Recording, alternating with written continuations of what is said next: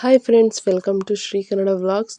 ಯಾರೆಲ್ಲ ನನ್ನ ಚಾನಲ್ನ ನೋಡ್ತಾ ಇದ್ದೀರಾ, ಪ್ಲೀಸ್ ಸಬ್ಸ್ಕ್ರೈಬ್ ಮಾಡ್ಕೊಳ್ಳಿ. ತುಂಬ ಜನ ಸಬ್ಸ್ಕ್ರೈಬ್ ಮಾಡ್ಕೊಂಡೆ ನನ್ನ ಚಾನಲ್ನ ನೋಡ್ತಾ ಇದ್ದೀರಾ.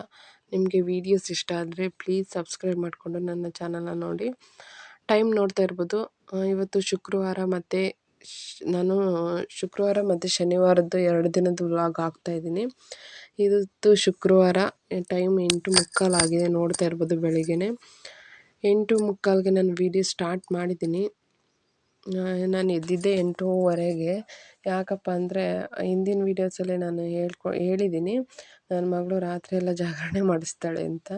ನಿದ್ದೆ ಮಾಡೋದಿಲ್ಲ ಅಲ್ವ ರಾತ್ರಿ ಎಲ್ಲ, ಹಾಗಾಗಿ ಸ್ವಲ್ಪ ನಿದ್ದೆ ಕೆಡೋದು, ಬೆಳಗ್ಗೆ ಹೊತ್ತು ಸ್ವಲ್ಪ ಲೇಟಾಗಿ ಎದ್ದೇಳೋದು, ಇದೇ ಥರ ಆಗ್ತಾಯಿದೆ. ಏನು ಮಾಡೋದಕ್ಕಾಗಲ್ಲ. ಒಂದು ಸ್ವಲ್ಪ ದಿವಸ ಆಗಲೇಬೇಕಲ್ವ, ಈ ಥರ ಹಠ ಮಾಡ್ತಾರಂತೆ, ಏನು ಮಾಡೋದಕ್ಕಾಗಲ್ಲ. ನೋಡಿರಿ, ನಾನು ಎದ್ದು ಅರ್ಧ ಗಂಟೆಗೆಲ್ಲ ಎದ್ದುಬಿಟ್ಲು. ಅವಳಿಗೆ ಫೀಡ್ ಮಾಡಿಸಿ ಮತ್ತೆ ಮಲಗಿಸ್ಬೇಕು. ಮತ್ತು ತಿಂಡಿಗೆ ರೆಡಿ ಮಾಡ್ಕೊಳ್ಬೇಕು. ಲೇಟಾಗಿ ಬೇರೆ ಎದ್ದೇಳ್ತಿದ್ದೀನಲ್ವ ಇವಾಗ. ನೋಡಿ, ನಮ್ಮ ಮನೆಯವರು ತೋಟಕ್ಕೆ ಹೋಗಿ ಬಂದರು. ತೋಟಕ್ಕೆ ಹೋಗಿ ಬಂದು ನೀರೊಳಗೆ ಉರಿ ಹಾಕ್ತಾಯಿದ್ದಾರೆ. ನಮ್ಮ ಪಾಪು ದೊಡ್ಡವನು ಆಟ ಆಡೋಕ್ಕೆ ಹೋಗಿದ್ದಾನೆ ಹೊರಗಡೆ. ಎದ್ದ ತಕ್ಷಣ ಹೋಗ್ಬಿಡ್ತಾನವನು.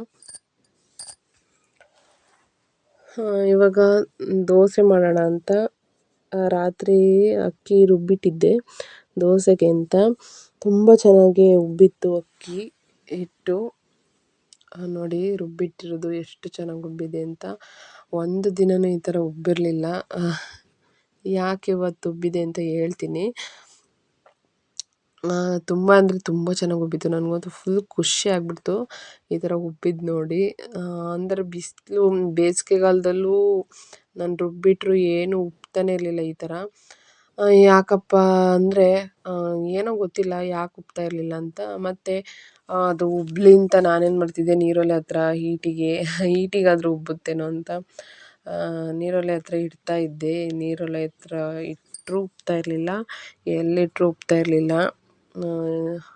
ಅದಕ್ಕೆ ನಾನು ವೀಡಿಯೋಸ್ ನೋಡ್ತಾ ಇರ್ತೀನಲ್ವ, ಮೊನ್ನೆ ನೋಡಿದೆ ಒಬ್ಬರು ವೀಡಿಯೋ ಈ ಥರ ವ್ಲಾಗ್ ಮಾಡ್ತಾರಲ್ಲ, ಅವ್ರದ್ದು ವೀಡಿಯೋ ನೋಡಿದೆ. ಆ ವೀಡಿಯೋದಲ್ಲಿ ಅವರು ದೋಸೆ ಮಾಡಬೇಕಾದ್ರೆ ಹೇಳ್ತಾಯಿದ್ರು ಈ ಥರ, ಹಿಟ್ಟು ಉಬ್ಬಿಲ್ಲ ಅಂದರೆ ಈ ಥರ ಬಾಕ್ಸಲ್ಲಿ ಹಾಕಿಟ್ರೆ ಚೆನ್ನಾಗಿ ಉಬ್ಬುತ್ತೆ ಹಿಟ್ಟು ಅಂತ ಹೇಳ್ತಾಯಿದ್ರು. ಹಾಗಾಗಿ ನೋಡೋಣ, ನಾನು ಟ್ರೈ ಮಾಡೋಣ ಅಂತ ಮಾಡಿದೆ.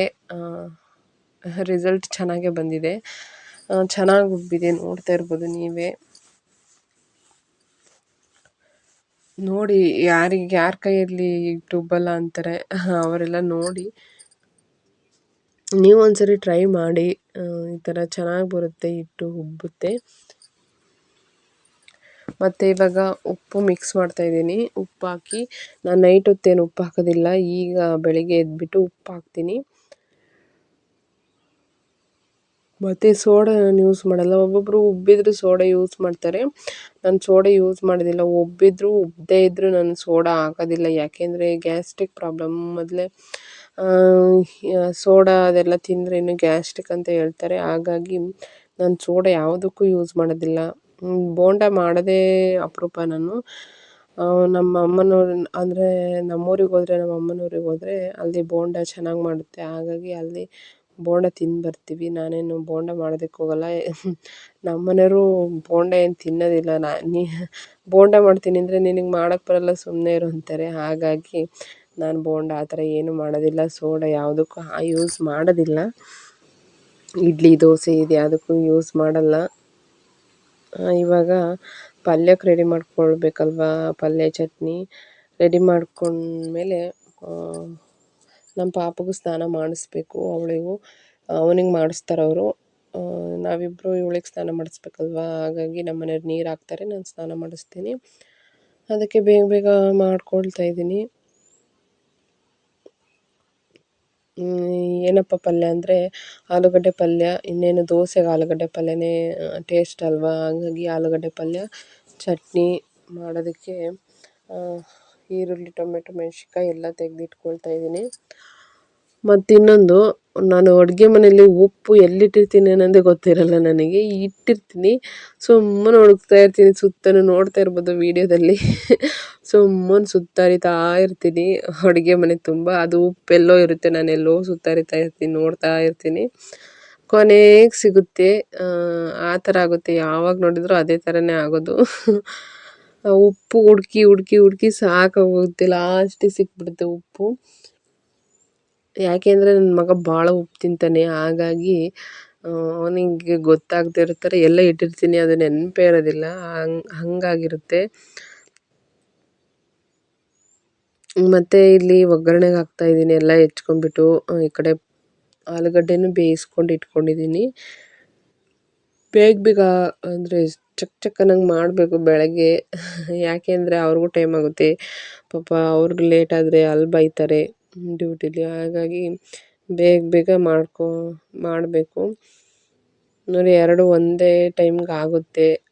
ಒಗ್ಗರಣೆ ಹಾಕ್ತಾಯಿದ್ದೀನಲ್ವ, ಕಡಲೆಬೇಳೆ ಇದೇನಪ್ಪ ಇಷ್ಟೊಂದು ಹಾಕಿದ್ದಾರೆ ಅಂತ ಅನ್ಕೋತಾ ಇರ್ಬೋದು. ಕಡಲೆಬೇಳೆ ಗುಕ್ಕುಕ್ಕಿಗೂ ಸಿಕ್ಕರೆ ಟೇಸ್ಟ್ ಚೆಂದ. ಸರಿ, ಟ್ರೈ ಮಾಡಿ ನೋಡಿರಿ. ಈ ಕಡೆ ಚಟ್ನಿಗೂ ಹಸಿಮೆಣ್ಸಿಕಾಯಿನ ಹುರ್ಕೋತಾ ಇದ್ದೀನಿ, ಈ ಕಡೆ ಪಲ್ಯಕ್ಕೆ ಕಡಲೆಬೇಳೆ ಹಾಕಿ ಅದು ಫ್ರೈ ಆಗ್ತಾಯಿದೆ. ಹಿಂಗೆ ಈ ಥರ ಎರಡು ಒಂದೇ ಟೈಪ್ ಮಾಡ್ಕೊಳ್ತೀನಿ ಬೇಗ ಬೇಗ. ಇವಾಗ ಪಲ್ಯಕ್ಕೆ ಹಸಿಮೆಣ್ಸಿಕಾಯಿ ಹಾಕಿ ಫ್ರೈ ಮಾಡ್ತಾಯಿದ್ದೀನಿ.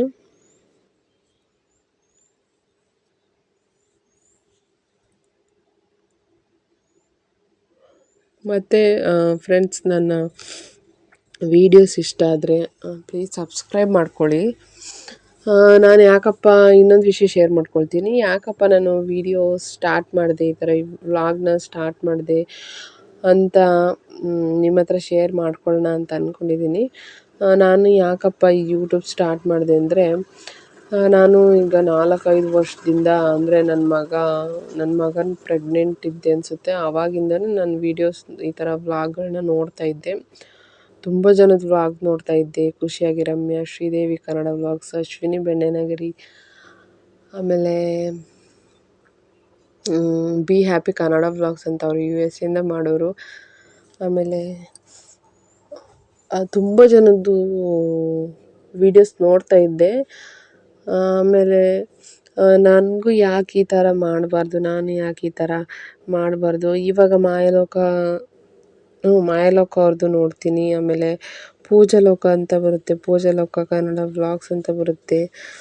ಅವರು ತುಂಬ ಕಷ್ಟಪಡ್ತಾರೆ, ಪೂಜಾ ಅವರು. ಆಮೇಲೆ ಅಶ್ವಿನಿ ಬೆಣ್ಣೆನಗರಿ, ಎಲ್ಲರೂ ತುಂಬ ಕಷ್ಟಪಟ್ಟು ವೀಡಿಯೋಸ್ನ ಮಾಡೋದಕ್ಕೆ ತುಂಬ ಅಂದರೆ ಇದು ಮಾಡ್ತಾರೆ. ಹಾಗಾಗಿ ನಾನು ಯಾಕೆ ಮಾಡಬಾರ್ದು ವೀಡಿಯೋಸು, ನಾನು ಯಾಕೆ ಸ್ಟಾರ್ಟ್ ಮಾಡಬಾರ್ದು ಅಂತ ಅಂದ್ಕೊಂಡು ನಾನು ಮಾಡ್ತಾಯಿದ್ದೀನಿ. ಅವ್ರಿಗೆಲ್ಲ ಅಂದರೆ ಎಲ್ರಿಗೂ ಹೇಗೆ ಸಪೋರ್ಟ್ ಮಾಡ್ತೀರಾ, ಪ್ಲೀಸ್ ಹಾಗೆ ನನಗೂ ಸಪೋರ್ಟ್ ಮಾಡಿ ಅಂತ ಕೇಳ್ಕೊಳ್ತೀನಿ. ನಿಮ್ಮ ಸಪೋರ್ಟ್ ಇದ್ದರೆ ನಾವೇನಾದರೂ ಮುಂದುವರಿಯೋಕ್ಕೆ ಆಗುತ್ತೆ, ಇಲ್ಲಾಂದರೆ ಆಗೋದಿಲ್ಲ ಅಂತಲೇ ಹೇಳ್ಬೋದು. ನಿಮ್ಮ ಸಪೋರ್ಟ್ ತುಂಬಾ ಮುಖ್ಯ ಈ ಅಂದರೆ ನನ್ನ ಚಾನಲ್ಗೆ. ಹಾಗೆ ಪ್ಲೀಸ್ ಸಪೋರ್ಟ್ ಮಾಡಿ. ಸ್ವಲ್ಪ ಡಿಸ್ಟರ್ಬೆನ್ಸ್ ಇದೆ, ಅಡ್ಜಸ್ಟ್ ಮಾಡ್ಕೊಳ್ಳಿ. ಹಾಗೆ ಇವ್ರದ್ದೆಲ್ಲ ವೀಡಿಯೋಸ್ ನೋಡ್ತಾ ಇದ್ದೆ, ಹಾಗಾಗಿ ನನಗೆ ಯಾಕೆ ಮಾಡಬಾರ್ದು ಅಂತ ಅನ್ನಿಸ್ತು, ಹಾಗಾಗಿ ಸ್ಟಾರ್ಟ್ ಮಾಡಿದ್ದೀನಿ. ಪ್ಲೀಸ್ ಪ್ಲೀಸ್ ಪ್ಲೀಸ್ ಸಪೋರ್ಟ್ ಮಾಡಿ. ನನ್ನ ಚಾನಲ್ನು ಬೆಳೆಸೋದಕ್ಕೆ ಹೆಲ್ಪ್ ಆಗುತ್ತೆ. ನನ್ನ ಚಾನಲ್ಲು ಚೆನ್ನಾಗಿ ಮುಂದುವರಿಬೇಕು, ಹಾಗಾಗಿ ನಿಮ್ಮ ಹತ್ರ ಕೇಳ್ಕೊಳ್ತೀನಿ. ಇವಾಗ ಚಟ್ನಿಗೂ ರೆಡಿ ಆಯಿತು, ಪಲ್ಯನೂ ಆಯಿತು. ಮತ್ತು ದೋಸೆ ಕೊಡ್ತಾಯಿದ್ದೀನಿ. ನನ್ನ ಮಗ ಬಂದ, ಅವನು ಸ್ನಾನ ಮಾಡ್ದ, ಅವರು ಸ್ನಾನ ಮಾಡಿಸಿದ್ರು ನಮ್ಮ ಮನೆಯವರು. ಈಗ ಅವರು ಸ್ನಾನಕ್ಕೆ ಹೋಗಿದ್ದಾರೆ. ಅವನಿಗೆ ಸ್ನಾನ ಮಾಡಿಸ್ಬಿಟ್ಟು ಆಮೇಲೆ ಅವನು ದೋಸೆ ಕೊಡಮ್ಮ ಅಂದ, ಹಾಗಾಗಿ ಅವನಿಗೂ ದೋಸೆ ಕೊಟ್ಟು, ಆಮೇಲೆ ಅವನ ಫ್ರೆಂಡ್ ಬೇರೆ ಕರ್ಕೊಂಬಂದಿದ್ದ, ಅವಳಿಗೂ ದೋಸೆ ಕೊಟ್ಟು, ಆಮೇಲೆ ನಾನು ಹೊಟ್ಟೆ ಹಶ್ವಾಗುತ್ತಲ್ವ, ಬೆಳಗ್ಗೆನೇ ಫೀಡ್ ಮಾಡಿಸೋದು ಬೇರೆ, ಹಾಗಾಗಿ ನಾನು 2 ತಿಂದುಬಿಡೋಣ, ಅವ್ರು ಸ್ನಾನ ಮಾಡ್ಕೊಂಬರೋ ಅಷ್ಟರಲ್ಲಿ ಅಂತ ನಾನು ಒಂದೆರಡು ಹಾಕ್ಕೊಂಡೆ. ನೋಡಿ, ಅವರಿಬ್ಬರಿಗೂ ಹಾಕ್ಕೊಡ್ತಾಯಿದ್ದೀನಿ ಪ್ಲೇಟಿಗೆ. ಅವರಿಬ್ಬರು ಅಲ್ಲಿ ಕಾಯ್ತಾಯಿದ್ರು ದೋಸೆಗೋಸ್ಕರ, ದೋಸೆ ತಿನ್ನೋದಕ್ಕೆ. ಹಾಗಾಗಿ ಅವ್ರಿಗೂ ಕೊಡ್ತಾ ಇದ್ದೆ. ಆಮೇಲೆ ಈ ದೋಸೆ ಹಿಟ್ಟು ಹಾಗೆ ಇಡ್ಲಿ ಹಿಟ್ಟು ಈ ಥರ ಹಿಟ್ಟಿಗೆ ಅನ್ನಕ್ಕಿಂತ ಅವಲಕ್ಕಿನ ಬಿಸಿನೀರಲ್ಲಿ ಮಿಕ್ಸ್ ಮಾಡಿ, ಅಂದರೆ ಬಿಸಿನೀರಲ್ಲಿ ನೆನೆ ಹಾಕಿ ರುಬ್ಬಿ ಹಾಕೋದ್ರಿಂದ ತುಂಬ ಸ್ಮೂತಾಗಿ ಬರುತ್ತೆ. ಇಡ್ಲಿನೇ ಆಗಲಿ ದೋಸೆನೇ ಆಗಲಿ ತುಂಬ ಸ್ಮೂತಾಗಿರುತ್ತೆ, ಚೆನ್ನಾಗಿರುತ್ತೆ. ನಾನು ಇವತ್ತು ಅದೇ ಥರ ಮಾಡಿರೋದು. ಅವಲಕ್ಕಿನ ಬಿಸಿನೀರಲ್ಲಿ ನೆನೆ ಹಾಕಿ ರುಬ್ಬಿ ಇಟ್ಟಿದ್ದೆ. ತುಂಬ ಚೆನ್ನಾಗಿ ಬಂದಿದ್ದು ದೋಸೆ ಮಾತ್ರ. ನೀವು ಟ್ರೈ ಮಾಡಿ. ಅನ್ನ ಹಾಕ್ತಾರೆ ಒಬ್ಬೊಬ್ಬರು. ಅನ್ನ ಹಾಕೋದಕ್ಕಿಂತ ಅವಲಕ್ಕಿ ಹಾಕಿದರೆ ಚೆಂದ ಅನ್ನಿಸ್ತು. ನಾನು ಅನ್ನನೇ ಹಾಕ್ತಾಯಿದ್ದು ಇಷ್ಟು ದಿವಸ. ಇವತ್ತು ನೋಡೋಣ ಅಂತ ಅವಲಕ್ಕಿ ಹಾಕಿದೆ, ತುಂಬ ಚೆನ್ನಾಗಿ ಅನ್ನಿಸ್ತು. ಇಲ್ಲಿ ಪಲ್ಯಕ್ಕೆ ಸ್ವಲ್ಪ ಉಪ್ಪು ಕಮ್ಮಿ ಆಗಿತ್ತು, ಹಾಗಾಗಿ ಉಪ್ಪು ಹಾಕಿ ಮಿಕ್ಸ್ ಮಾಡ್ತಾಯಿದ್ದೆ.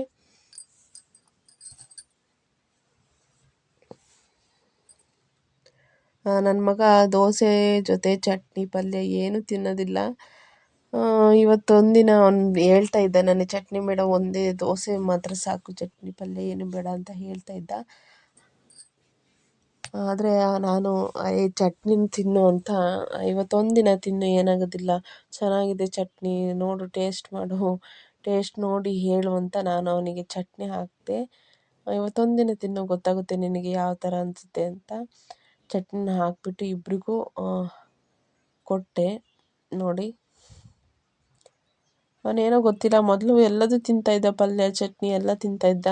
ಆಮೇಲೆ ಅನ್ನದ ಜೊತೆ ಸಾಂಬಾರು ಈ ಥರ ಚೆನ್ನಾಗೆಲ್ಲ ಊಟ ಮಾಡ್ತಾಯಿದ್ದ. ಖಾರ ಈಗೀಗ ಬರೀ ಅನ್ನ ಊಟ ಮಾಡೋದು, ಹಾಲು ಅನ್ನ ಊಟ ಮಾಡೋದು, ಮೊಸರನ್ನ ಊಟ ಮಾಡೋದು, ಈ ಥರ ಚಟ್ನಿ ದೋಸೆ ನೋಡಿ ಎಷ್ಟು ಚೆನ್ನಾಗಿದೆ ಅಂತ. ದೋಸೆ ಪಲ್ಯ ತುಂಬ ಟೇಸ್ಟ್ ಇತ್ತು. ಈ ಥರ ಚಟ್ನಿ ಪಲ್ಯ ಏನೂ ತಿನ್ನೋದಿಲ್ಲ, ಹಾಗಾಗಿ ಇವತ್ತು ಹಾಕ್ಕೊಟ್ಟೆ. ತಿನ್ನು, ಟ್ರೈ ಮಾಡಿ ನೋಡು, ಚೆನ್ನಾಗಿರುತ್ತೆ ಟೇಸ್ಟು ಅಂತ ಹೇಳ್ತಾ ಇದ್ದೆ ಅವನಿಗೆ.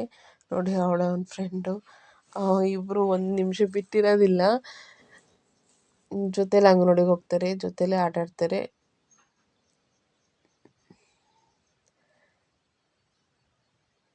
ನೋಡಿ, ಇವಾಗ ಸೂಪರ್ ಅಂತ ಹೇಳ್ತಾನೆ.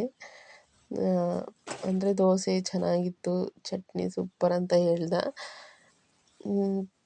ಮತ್ತು ಇಲ್ಲಿ ಶನಿವಾರದ ವ್ಲಾಗು, ಶನಿವಾರ ನಾನು ವ್ಲಾಗ್ ಏನು ಮಾಡೋದಕ್ಕಾಗಲಿಲ್ಲ, ಆದರೆ ಒಂದು ರೆಸಿಪಿ ತೋರಿಸೋಣ ಅಂತ ಮಾಡ್ತಾಯಿದ್ದೀನಿ. ಏನಪ್ಪ ಅಂದರೆ ರಾಗಿ ಅವಲಕ್ಕಿ ಒಗ್ಗರಣೆ ಹಾಕ್ತಾಯಿದ್ದೀನಿ. ರಾಗಿ ಅವಲಕ್ಕಿ ಹೇಗೆ ಒಗ್ಗರಣೆ ಹಾಕೋದು ಅಂತ ನಿಮ್ಮ ಹತ್ರ ಶೇರ್ ಮಾಡ್ಕೊಳ್ತೀನಿ, ತೋರಿಸ್ತೀನಿ ಬನ್ನಿ ಯಾವ ಥರ ರೆಸಿಪಿ ಮಾಡೋದು ಅಂತ. ರಾಗಿ ಅವಲಕ್ಕಿ ಅಂದರೆ ಏನಿಲ್ಲ, ಮಾಮೂಲಿ ಮಂಡಕ್ಕಿಗೆ ಒಗ್ಗರಣೆ ಹಾಕ್ತೀವೋ ಅದೇ ಥರ ಶೇಂಗಾ ಬೀಜ, ಕಡಲೆ, ಬೆಳ್ಳುಳ್ಳಿ, ಖಾರದ ಪುಡಿ, ಹಾಗೆ ಕರಿಬೇವಿನ ಸೊಪ್ಪು, ಸಾಸಿವೆ, ಜೀರಿಗೆ, ಈ ಥರ ಎಣ್ಣೆ ಇಷ್ಟು ಬೇಕು. ಆಮೇಲೆ ಕೊಬ್ಬರಿನೂ ಹಾಕ್ತಾರೆ ಒಬ್ಬೊಬ್ಬರು, ಹೆಚ್ಚಿ ಕೊಬ್ಬರಿ ಹಾಕ್ಕೊಳ್ಳೋದಿದ್ರೆ ಹಾಕ್ಕೊಳ್ಳಿ, ನಾನು ಕೊಬ್ಬರಿ ಹಾಕ್ಕೊಂಡಿಲ್ಲ.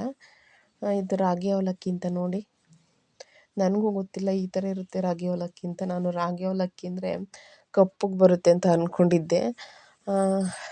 ನಮ್ಮನೆಯವ್ರು ತಂದಿರೋದು, ಅಂದರೆ ಬೀದಿಲಿ ಮಾರಕ್ಕೆ ಬರ್ತಾರೆ ತುಂಬ, ಅಂದರೆ ನಾನು ಯಾವತ್ತೂ ನೋಡೇ ಇರಲಿಲ್ಲ. ಅಷ್ಟು ದಿವಸ ಮಾರಕ್ಕೆ ಬಂದರೂ ನಾನು ನೋಡೇ ಇರಲಿಲ್ಲ. ಇವಾಗ ನಮ್ಮ ಮನೆಯವ್ರು ತಂದ್ರಲ್ಲ, ಆವಾಗ ನೋಡಿದೆ, ಯಾರ ಮನೇಲೋ ತಿಂದಿದ್ರಂತೆ, ಹಾಗಾಗಿ ತಂದಿದ್ರು, ನೀನು ಟ್ರೈ ಮಾಡು ಅಂತ ರೆಸಿಪಿನ. ಹಾಗಾಗಿ ನಿಮ್ಮ ಹತ್ರ ಶೇರ್ ಮಾಡ್ಕೊಳ್ಳೋಣ ಅಂತ ಮಾಡ್ತಾಯಿದ್ದೀನಿ. ನಾನು ಸಪ್ರೇಟಾಗಿ ಒಂದು ಪಾತ್ರೆಗೆ, ಚಿಕ್ಕ ಪಾತ್ರೆಗೆ ಒಗ್ಗರಣೆ ಹಾಕ್ಕೊಳ್ತಾಯಿದ್ದೀನಿ. ಆಮೇಲೆ ಮಿಕ್ಸ್ ಮಾಡ್ಕೊಂಡ್ರೆ ಆಯಿತು ಅಂತ ಎಣ್ಣೆ ಹಾಕ್ಕೊಂಡಿದ್ದೀನಿ. ಎಣ್ಣೆ ಮುಂದಿರಬೇಕು, ಇದಕ್ಕೆ ಜಾಸ್ತಿ ಇರಬೇಕು, ಎಣ್ಣೆ ಜಾಸ್ತಿ ಇದ್ದರೆ ಟೇಸ್ಟ್ ಕೂಡ ಚೆನ್ನಾಗಿರುತ್ತೆ. ಸಾಸಿವೆ ಹಾಕಿದೆ, ಜೀರಿಗೆನ ಹಾಕಲಿಲ್ಲ, ಅಂದರೆ ಫ್ಲೇವರ್ ನನಗೆ ಇಷ್ಟ ಆಗೋದಿಲ್ಲ. ನೀವು ಬೇಕಾದರೆ ಹಾಕ್ಕೊಳ್ಳಿ ಜೀರಿಗೆನ. ಸಾಸಿವೆ ಮತ್ತು ಬೆಳ್ಳುಳ್ಳಿ,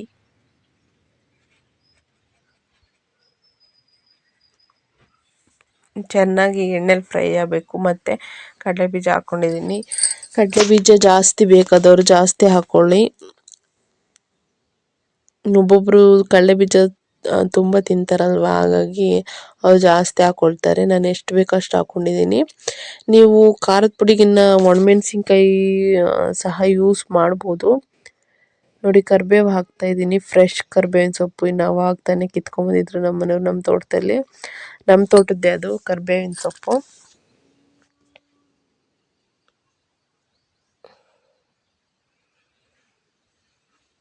ಚೆನ್ನಾಗಿ ಫ್ರೈ ಮಾಡಬೇಕು. ಶೇಂಗಾ ಬೀಜ ಎಲ್ಲ ಇದಾಗಬೇಕಲ್ವರು, ಅಂದರೆ ಚೆನ್ನಾಗಿ ಕೆಂಪತ್ಬೇಕು, ಟೇಸ್ಟ್ ಚೆನ್ನಾಗಿರುತ್ತೆ.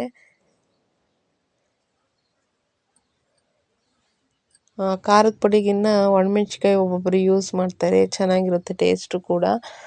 ನೀವು ಬೇಕಾದರೆ ಒಣಮೆಣ್ಸಿಕಾಯಿನೂ ಯೂಸ್ ಮಾಡ್ಕೊಳ್ರಿ. ಕೊಬ್ಬರಿ ತುರಿನೂ ಬೇಕಾದರೆ ಕೊಬ್ಬರಿ ಕಟ್ ಮಾಡಿ ಹಾಕ್ಕೊಳ್ಳಿ. ನಾನು ಕೊಬ್ಬರಿ ಏನು ಹಾಕ್ಕೊಂಡಿಲ್ಲ. ಇವಾಗ ಖಾರದ ಪುಡಿ ಹಾಕಿಬಿಟ್ಟು ಸ್ವಲ್ಪ ಅರಿಶಿನ ಹಾಕ್ತಾಯಿದ್ದೀನಿ. ಅರಿಶಿನ ಹಾಕಿದರೆ ಟೇಸ್ಟ್ ಚೆನ್ನಾಗಿರುತ್ತೆ. ಅರಿಶಿನ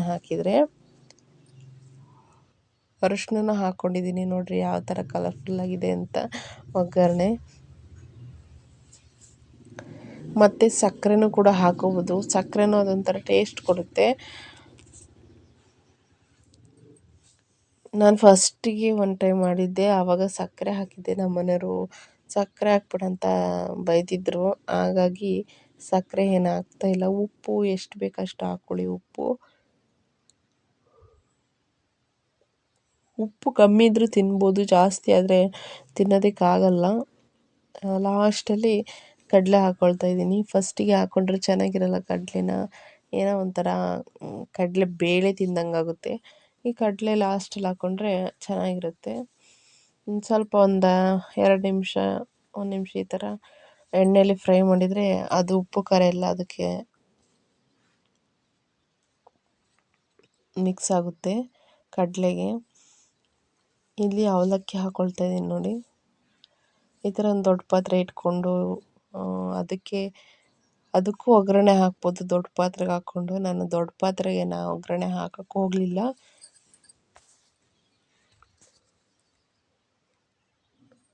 ಮಿಕ್ಸ್ ಮಾಡ್ಕೊಂಡ್ರೆ ಆಯಿತು ಅಂತ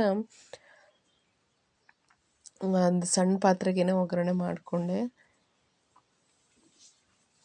ಇದು 20 ರೂಪಾಯಿಗೆ ಲೀಟ್ರು, ಚಿಕ್ಕ ಲೀಟ್ರ್ ಬರುತ್ತಲ್ಲ ಅದರಲ್ಲಿ 20 ರೂಪಾಯಿ 1 ಲೀಟ್ರಂತೆ. 100 ರೂಪಾಯಿಗೆ 6 ಲೀಟ್ರ್ ತಂದಿದ್ರು ನಮ್ಮ ಮನೆಯವರು. ನೋಡಿ, ಈ ಥರ ಮಿಕ್ಸ್ ಮಾಡ್ಕೊಳ್ಳೋದು.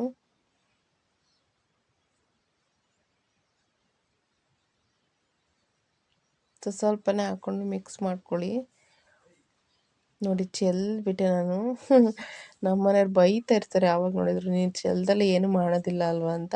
ಅದೇನೋ ಗೊತ್ತಿಲ್ಲ ಫ್ರೆಂಡ್ಸ್, ನನ್ನ ಕೈಯಲ್ಲಿ ನಾನು ಚೆಲ್ಲದೆ ಯಾವತ್ತೂ ಏನು ಕೆಲಸ ಮಾಡೋದೇ ಇಲ್ಲ. ಸ್ವಲ್ಪನಾದರೂ ಚೆಲ್ಲಲೇಬೇಕು. ಅದೇನು ಅಂತ ಗೊತ್ತಿಲ್ಲ, ನನ್ನ ಕೈಯೇ ಅದೇ ಥರ ಅನಿಸುತ್ತೆ.